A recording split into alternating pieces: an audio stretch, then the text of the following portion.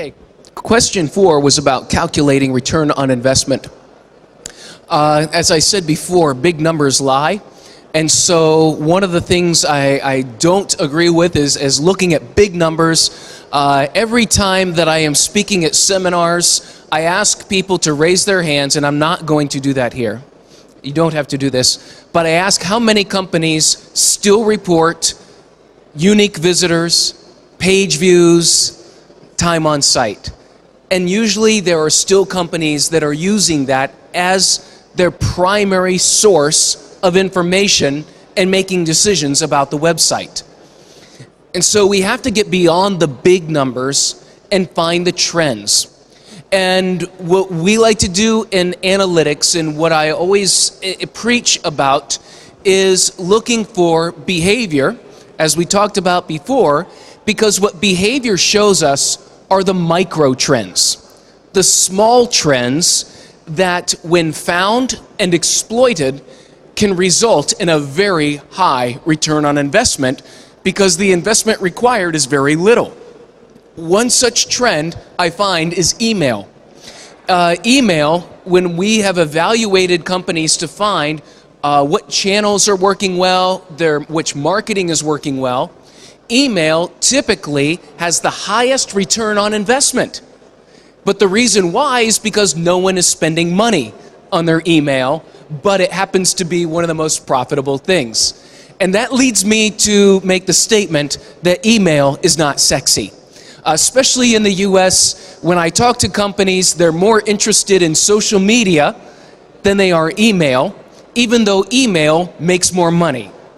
And so recently, data was just published that made me very excited about email, and that was that over the past 2 years, in a study of 72 million customers, over 86 retail websites, email has increased in delivering new customers over 7% in 2 years.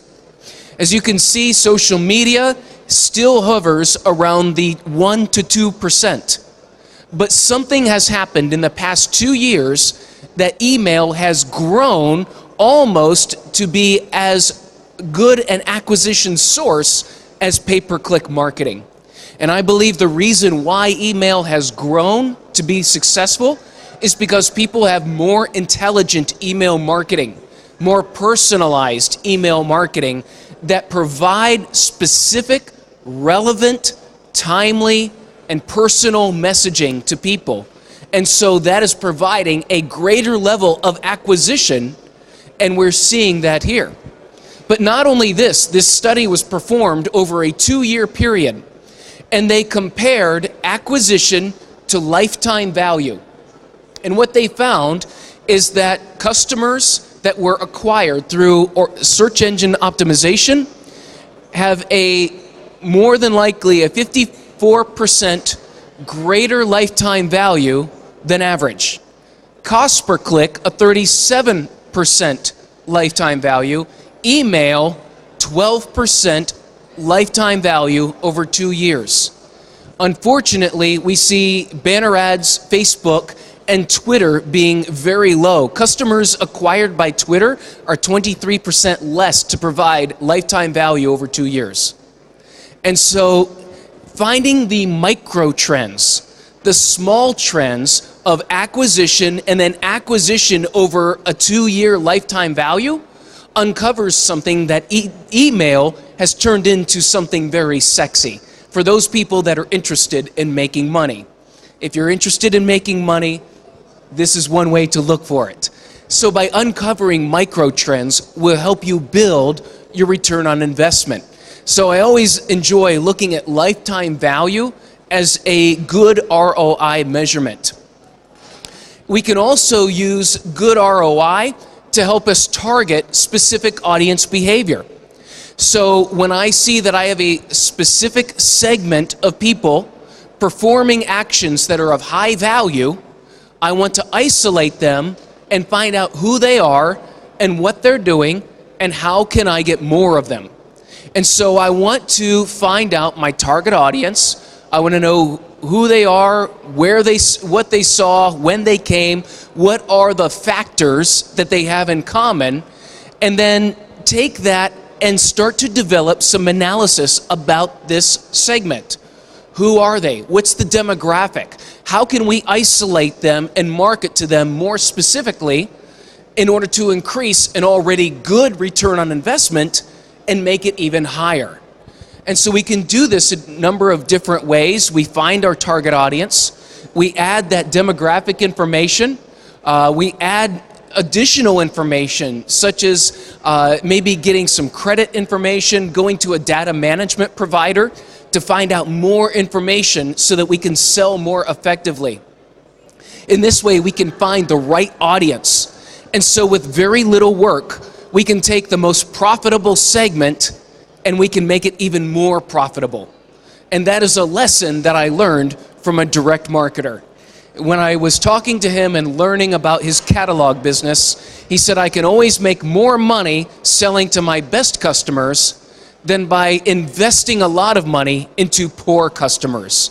And so we have seen the same thing in analytics as well. For example, when I take this equation of visitors who came from one source, who saw a specific page and performed a certain action are worth money, we applied this to one of our clients. And this was a travel client. And when we looked at people who searched for the word maps for this region, we had 14,000 people search for maps in 1 month. And out of those 14,000 people, only 67 performed a conversion. In fact, most people entered the website at an old page that wasn't supposed to be there. Someone forgot to remove that page. Out of 14,000 people, less than 100 did what we wanted them to do when they searched for that word. And so what we did was we isolated a micro trend. The micro trend was the search term maps. And so people that looked for maps for this region, this was our micro trend. And when we started digging into the micro trend, we want to see, well, how do people search? What are they searching for? What words do they use? Do they use the region? Do they use the activity? What type of maps are they looking for? And so we do a keyword analysis of that micro segment to find out what people need, what they're looking for. Then we would go to Google Insights and we would take these terms and look to see what is the annual trend for these searches. We took our top 3 keyword searches, put them in Google Trends, and we found out that there are very specific trends that became predictable. And when a micro trend shows itself to be predictable, you're on the right path to making more money. Because if it's predictable, it's repeatable. And you can predict it and invest in it, and that's exactly what we did. We found that there are 3 primary search terms that were being used at very specific times of the year. And so on the site, we featured different content every month based on the search terms that were being used that month. Because we found that there were very different visitors that were coming to this attraction throughout the year. So early in the year, it was more families, children, large families coming and visiting, and so they would use different words. In the middle of the year, it was more singles, people looking for more active vacations, biking, hiking, walking. They were more interested in activities and what they could do on site. And then late in the year, this place is known for a lot of motorcycles. And so they have a lot of bikers that would visit.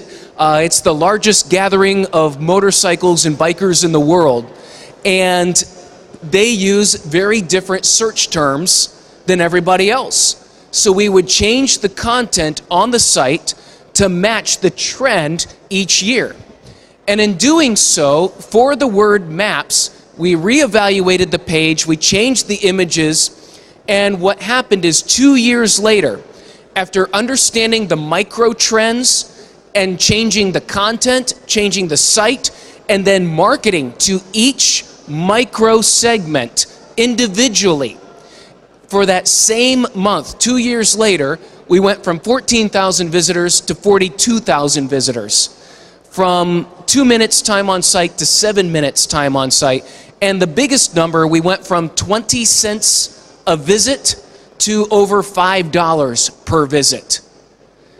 That was where the money is, and with very little work, focusing on a micro segment, we were able to leverage into an even greater return ROI because we found a repeatable, predictable trend that could be leveraged. So that's really, when we calculate ROI, what we're looking for are the micro trends that already produce a good ROI and make it a great ROI. Thank you. On the right. So, we have one question already. Okay.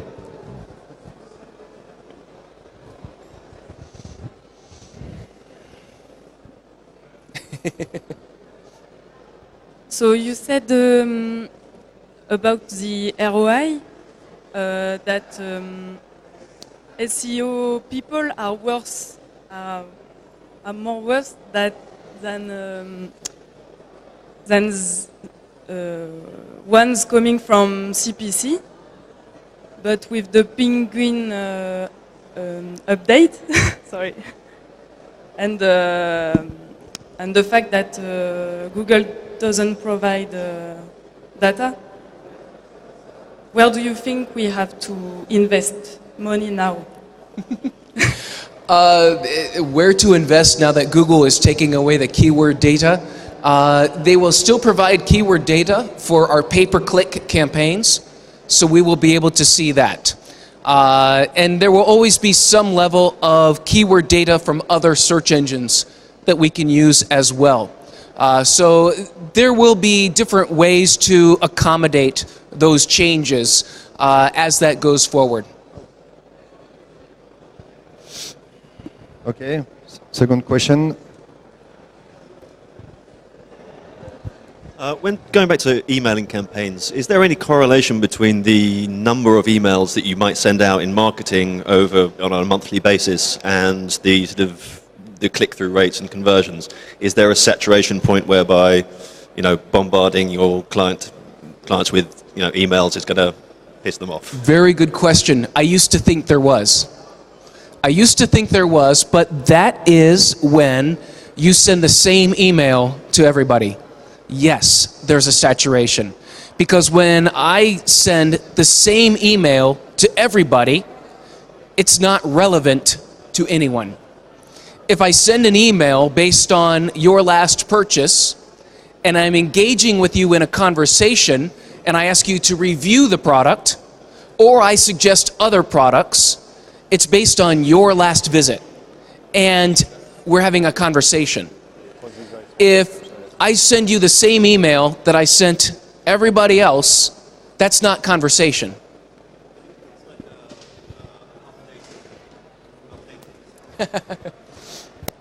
For example, if you're a vendor and you're sort of constantly updating your product, and you have a list of people to email, so you're keeping them informed.